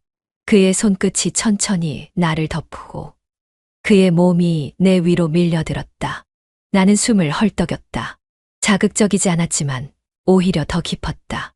참았던 외로움, 목마름, 그리고 오래 눌러두었던 욕망이 차례로 차오르고 터지는 순간 무엇보다 나는 나를 내려놓았다. 남편에게 미안하지 않냐고. 미안함은 뒤에 밀려올 것이었다. 지금 이 순간 나는 그저 뜨거웠다. 멈출 수 없었고 멈추고 싶지도 않았다. 그의 입술이 내 가슴을 덮었고 나는 손으로 그의 머리를 붙잡았다. 입술과 입술이 부딪혔고 허벅지와 허벅지가 얽혔다. 그 밤 나는 선을 넘었다. 아니, 우리 둘 다 넘었다. 그가 내 안으로 들어왔을 때 나는 아주 조용히 울었다. 햇살이 커튼 틈으로 스며들기 시작한 아침. 나는 눈을 뜨자마자 두 손으로 얼굴을 감쌌다. 머리가 복잡했고 몸은 낯선 온기를 기억하고 있었다. 이불 안은 미묘하게 따뜻했고 공기는 이상하게 무거웠다. 무슨 꿈을 꿨던 걸까? 아니, 이건 꿈이 아니었다. 천천히 몸을 일으켜 앉았을 때 문득 방 안에 있던 그 사람의 그림자가 사라진 걸 느꼈다. 나는 이불을 움켜쥔 채 그가 마지막으로 있었던 자리로 시선을 옮겼다. 아무것도 남지 않은 바닥. 그러나 그가 두고 간 셔츠 한 장이 조용히 걸려 있었다. 아마 입고 나갈까 하다 말았겠지. 서두르느라. 아니면 일부러 놓고 갔을까. 나는 입술을 꾹 다물었다. 그가 나가던 순간을 나는 보지 못했다. 분명 깨어 있었는데도 나는 그의 마지막 눈빛조차 기억나지 않는다. 아니, 아마 일부러 외면했을지도 모른다. 그 순간 눈이 마주쳤다면 모든 게 무너져 버릴 것 같았으니까. 이불을 젖히고 몸을 일으키는 순간 가랑이 사이로 묘한 감각이 밀려왔다. 지워지지 않는 밤의 흔적, 그리고 사라지지 않는 내 안의 죄책감. 나 미쳤지. 나는 혼잣말처럼 중얼이며 머리를 감싸쥐었다. 그러나 미칠 수 없었다. 차라리 울어버릴 수 있다면 조금 나을 것 같았는데 눈물은 한 방울조차 나오지 않았다. 오히려 더 끈적한 무언가가 가슴 안에서 흘러내리고 있었다. 쾌락과 죄책감, 달콤함과 더러움, 그 모든 것이 동시에 밀려왔다. 그는 아무 말 없이 떠났고 나는 아무 말도 하지 못한 채 남겨졌다. 우리가 나눈 것은 욕망이었을까? 위로였을까? 아니면 그저 충동이었을까? 어떤 이름을 붙여도 이제 되돌릴 수 없는 건 분명했다. 그 사람의 셔츠를 손에 쥐고 나는 한참을 침묵했다. 그날 이후 나는 창밖으로 빗방울이 떨어지는 소리에도 가슴이 쿵 하고 내려앉았다. 누군가 초인종을 누를까, 문을 두드릴까. 그 사람이 다시 올까봐 두렵고 그 사람이 오지 않을까봐 더 두려운 나날들이었다. 머리맡에 남겨졌던 셔츠는 며칠을 내 손에 닿지 못한 채 그대로였다. 무심한 척, 아무렇지도 않은 척. 지내는 건 생각보다 어렵지 않았다. 그저 침대에 누울 때마다 내 안에 남겨진 흔적이 나를 괴롭혔을 뿐이다. 그리고 그 밤 또다시 문이 열렸다. 나는 이상하리만치 빠르게 심장이 뛰는 걸 느꼈다. 놀라지도 않았다. 아니, 어쩌면 그 순간을 기다리고 있었는지도 모른다. 그는 말없이 내 앞에 섰다. 어떤 사과도 설명도 없이 단지 나를 바라보다 천천히 내 턱을 들어 올렸다. 이러면 안 되는 거 알지? 응. 근데 왜 눈을 그렇게 떠? 나는 그제야 알았다. 내 눈빛이 그를 더 자극하고 있다는 걸. 입술이 맞닿는 순간 우리는 어떤 망설임도 없이 서로의 숨을 빨아들이듯 격렬하게 얽혔다. 이번에는 내가 먼저 그의 셔츠 단추를 풀었다. 한 손으로 그의 목덜미를 끌어안고 다른 손으로는 내 슬립을 벗겨냈다. 바닥에 떨어지는 옷소리가 방 안에 쿡쿡 박혀 내 심장을 찔렀다. 왜 이렇게 조용해? 들킬까봐. 그런가 봐. 그럼 입막음은 내가 해야겠네. 그는 웃지도 않았다. 대신 내 입술 위에 자신의 입술을 깊게 눌렀다. 그 순간 내 입속에서 터져 나온 신음은 더 이상 막을 수 없는 본능의 언어였다. 이번엔 전보다 더 거칠었고 더 깊고 더 뜨거웠다. 침대 위에서 바닥 위에서 나는 두 팔로 그를 껴안았고 두 다리로 그를 감쌌다. 저항하지 않았다. 아니, 그보다 더 내가 원하는 걸 내 몸이 먼저 알고 있었다. 다 끝난 뒤에도 우리는 한동안 떨어지지 못했다. 내 등허리를 따라 움직이던 그의 손이 마치 무언가를 다독이는 듯 했지만 그 다정함조차도 아름답지 않은 사랑이라는 걸 잘 알고 있었다. 다음에도 올 거야? 그건 너한테 달렸지. 나는 대답 대신 그의 손을 다시 끌어당겼다. 이번 밤은 아직 끝나지 않았다. 불을 끄고 침대에 누운 남편의 등 너머로 나는 아직도 그 사람의 손길을 떠올리고 있었다. 뒷목을 감싸던 손, 허리를 지그시 누르던 무게, 그리고 내 귀에 닿았던 그의 숨소리까지. 그 모든 게 지금 이 공간, 남편의 곁에서조차 여전히 선명했다. 요즘 좀 힘들지. 일도 많고. 남편의 목소리가 낮게 들렸다. 나는 고개를 끄덕이며 짧게 대답했다. 응, 조금. 우리 오랜만에 좀 가까워질까? 그 말에 나는 순간적으로 숨이 막혀왔다. 남편의 손이 내 팔을 더듬듯 잡았고 천천히 허리께로 내려왔다. 익숙한 감촉인데 이상하게 몸이 얼어붙는 것 같았다. 그 손길은 내가 기억하고 싶은 온기와 달랐고 내가 받아들이고 싶은 감촉이 아니었다. 나는 조용히 그의 손을 잡아 멈췄다. 오늘은 그냥 잘래. 왜? 불편해. 아니, 피곤해서 그래. 남편은 잠시 멈칫하더니 고개를 끄덕이며 등을 돌렸다.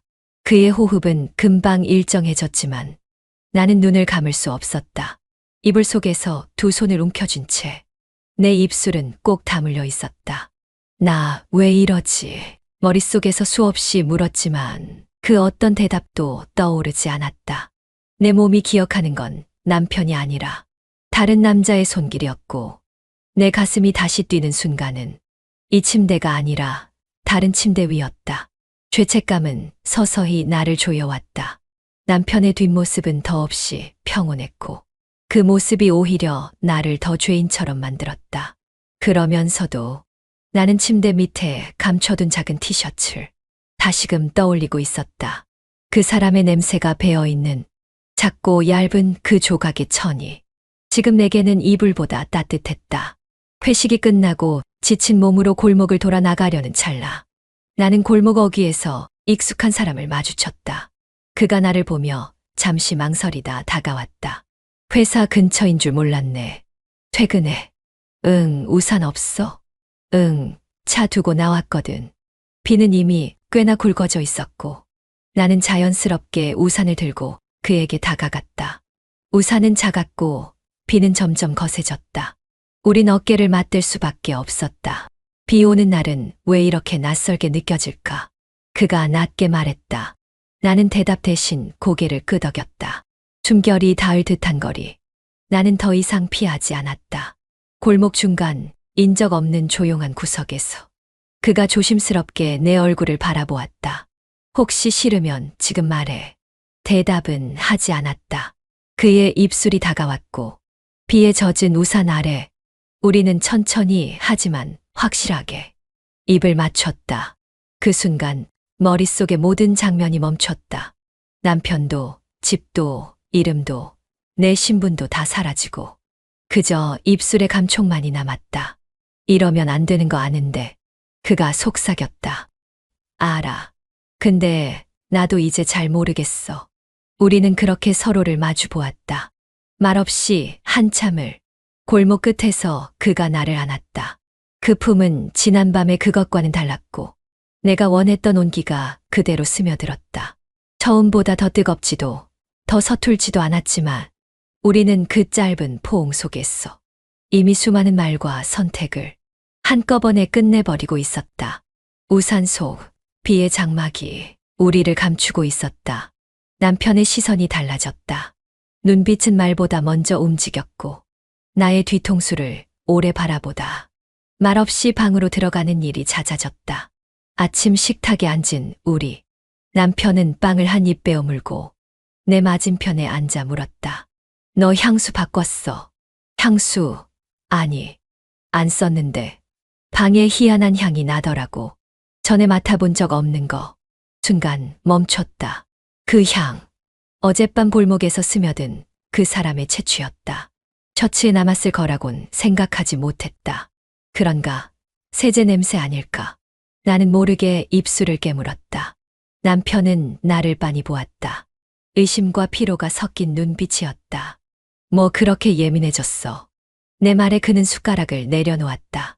그럴 만한 일 있어야지. 요즘 이상하잖아, 너. 부엌 뒤편 하얀 벽에 걸린 사진이 눈에 들어왔다. 언젠가 우리가 여행 갔을 때 잔잔한 호수 앞에서 찍은 사진. 그 옆에는 작은 포스트잇이 하나 붙어 있었다. 생일 축하해. 내 사랑. 오래전 그가 내게 남긴 메시지. 하지만 그 순간 나는 그 종이가 마치 누군가의 경고문처럼 느껴졌다. 벗어날 수 없는 프레임. 이제 틈이 나기 시작했다. 그날 저녁 남편은 TV를 켜놓고 핸드폰을 내려놓지 않았다. 나는 설거지를 하며 몰래 그의 눈치를 살폈다. 마치 내 손이 아닌 듯 접시 하나를 놓쳐 탁 깨지는 소리를 냈다. 괜찮아? 남편이 묻자 나는 고개를 숙인 채 작게 웃었다. 응, 그냥 내가 요즘 좀 정신이 없나 봐. 깨진 그릇 조각들 사이로 우리의 일상이 조심스레 깨지고 있었다. 보고 싶었어요. 그의 첫마디에 나는 웃었다. 대답하지 않아도 되는 말. 대답하면 더 위험해지는 말. 그럼에도 나는 그 말이 듣고 싶었다. 그날은 낮이었다. 햇살이 유난히 따뜻했고 우리 둘은 작은 모텔의 하얀 시트 위에 아무 말 없이 누워 있었다. 숨결은 닿을 듯 말 듯. 눈빛은 물처럼 흔들렸고 그의 손끝이 내 손등을 조용히 덮었다. 이렇게까지 될 줄 몰랐어요. 그는 작게 말했다. 그 말에 나는 고개를 돌렸다. 창밖엔 가느다란 햇살이 떨어지고 있었고 나는 알았다. 이 관계가 멈출 수 없다는 걸. 처음엔 욕망이었지만 지금은 그가 없으면 견디기 힘들다는 걸. 집으로 돌아오는 길 남편에게 전화가 왔다. 오늘 저녁에 회식인데 나 늦어. 응, 알았어. 익숙한 톤으로 대답했지만 내 목소리엔 어느새 온기가 사라졌다는 걸. 나만 모르는 게 아니란 걸 느낄 수 있었다. 집에 들어와 세탁기를 돌리다가 무심코 거울을 봤다. 그 사람과의 흔적이 아직 내 몸에 남아 있었고, 내 얼굴엔 지울 수 없는 여자의 표정이 있었다. 샤워기 아래 나는 그 흔적을 지우려 했지만 비누 거품 사이로 자꾸만 그의 손길이 떠올랐다. 저녁 무렵 남편이 들어왔다. 나는 소파에 앉아 책을 읽는 척하고 있었고 그는 평소처럼 신발을 벗으며 말했다. 뭐야, 분위기 다르네? 오늘따라 좀 예뻐 보인다. 그래. 나는 책장에 눈을 두고 웃었다. 하지만 속으로는 깜짝 놀라고 말았다. 내가 지금 웃고 있는 이유는 남편 때문이 아니었으니까. 그날 밤 잠든 남편 옆에 누워 나는 다시 그 사람의 손을 떠올렸다. 사랑이 아니라 익숙함이었다. 그 다정한 목소리, 섬세한 손끝, 그리고 무엇보다 내게 여자로 대해주는 단 한 사람이었다. 그와 단둘이 떠난 여행, 멀리 가지 않았다. 도심에서 차로 1시간 남짓한 곳, 작은 산자락 아래 강이 흐르는 마을, 고요하고 사람 없는 그곳이 우리 둘에게는 천국 같았다. 숙소 창문 너머로 스치는 바람, 그 바람을 맞으며 우리는 따로 또 함께 서 있었다. 그는 손을 내밀었고 나는 그 손을 너무 자연스럽게 잡았다. 이렇게 나랑 와줘서 고마워요. 나는 고개를 저었다. 그에게 고마워해야 할 사람은 나였다. 다른 누구도 아닌 그 사람과 함께라는 이유만으로 내가 살아있다는 느낌을 지금껏 단 한 번도 이토록 선명하게 느껴본 적이 없었다. 저녁이 되자 바람이 차가워졌다. 그는 내 어깨에 담요를 덮어주며 조용히 내 머리를 자신의 어깨에 기댔다. 나는 묻지 않았다. 지금 이 순간이 어떤 이름을 가져야 할지, 아내인지 연인인지 아니면 그저 도망친 여자인지, 그 사람과 결혼한 날 왜 그렇게 눈물이 났는지 이제 알 것 같아요. 내가 먼저 입을 열었다. 그는 아무 말 없이 내 손을 더 꼭 잡았다. 그때 왜 진심을 말하지 않았어요? 그가 미간을 찌푸리며 물었다. 나는 한참을 망설이다 고개를 떨궜다. 그땐 내가 누굴 사랑하는지도 몰랐거든요. 불 꺼진 방, 조심스럽게 맞닿은 입술, 숨소리 사이로 피어나는 체온. 우리는 서로를 안았다. 누구의 것도 아닌 오직 너와 나만 있는 시간 속에서 아무 거리 없이 그의 품에 몸을 누였다. 왜 이제야 왔어요? 내가 그렇게 속삭이자 그가 말했다. 이제라도 왔잖아요. 그 짧은 말이 내 심장을 밀어내듯 파고들었다. 이 사람과 결혼했더라면 나는 지금보다 훨씬 덜 외롭고 훨씬 더 사랑받는 사람이었을 텐데.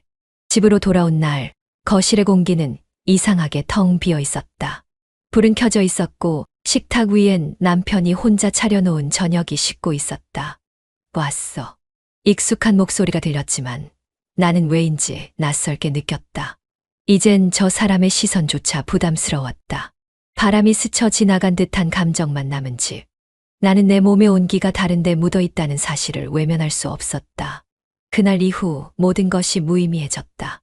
남편이 무슨 이야기를 해도 귀에 들어오지 않았고 한 집에 살아도 우리는 완전히 단절된 사람처럼 느껴졌다. 마치 어제까지도 누군가의 사랑을 받았던 나는 오늘 아침이 되자 다시 아무것도 아닌 여자가 되어버린 기분이었다. 요즘 무슨 일 있어? 남편이 물었다. 아니, 피곤해서 그래. 늘 해오던 거짓말을 반복했다. 그 거짓말은 내 입에 너무 익숙했고 남편은 더 이상 깊이 묻지 않았다. 알고 싶지 않은 걸까? 아니면 알고도 모른 척하는 걸까? 밤이 오면 더욱 두려웠다. 남편이 내게 다가오는 순간이 몸이 먼저 뒷걸음쳤고 나는 이불을 덮어쓰고 누웠다. 잠이 많아졌네. 그가 웃으며 등을 돌렸다. 나는 조용히 눈을 감았고 그의 체온과는 너무 다른 감각이 피부 위로 스며드는 듯했다. 진짜 사랑을 느껴본 후의 몸은 거짓을 참지 못한다. 남편이 내게 키스를 하려던 그날 밤 나는 뺨을 돌렸다. 그는 당황한 듯 잠시 멈췄고 나는 괜히 짜증을 냈다. 요즘 회사 일도 많고 그냥 좀 지쳤어. 진짜 이유는 그게 아니었다.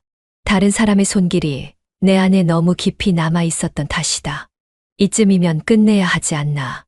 수백 번 머릿속에 떠오르던 그 생각은 그 사람에게서 전화 한 통이 오는 순간 무너졌다.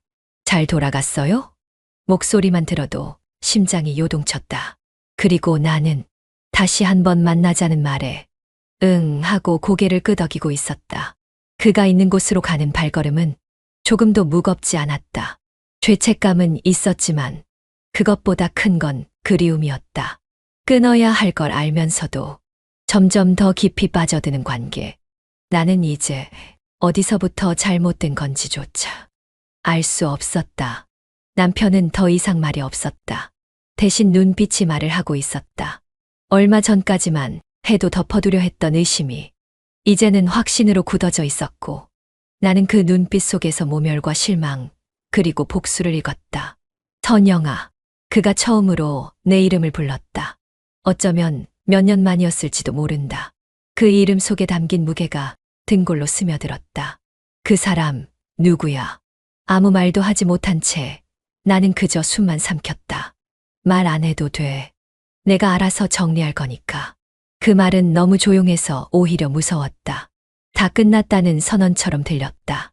며칠 후 그 사람 진우는 더 대담해졌다. 이젠 내가 퇴근하면 아파트 단지 입구에서 기다리기도 했고 다 필요 없지 않아. 당신이 원하는 건 이쪽이잖아. 노골적으로 거리낌 없이 말하며 내 손을 잡았다. 한때 떨리던 그 손길은 이젠 무게만 남아 있었다. 나도 안다. 이 관계가 얼마나 잘못됐는지. 하지만 돌아갈 수 없는 걸 알기에 더 이상 이름 없는 위로에 매달리고 싶지 않았다.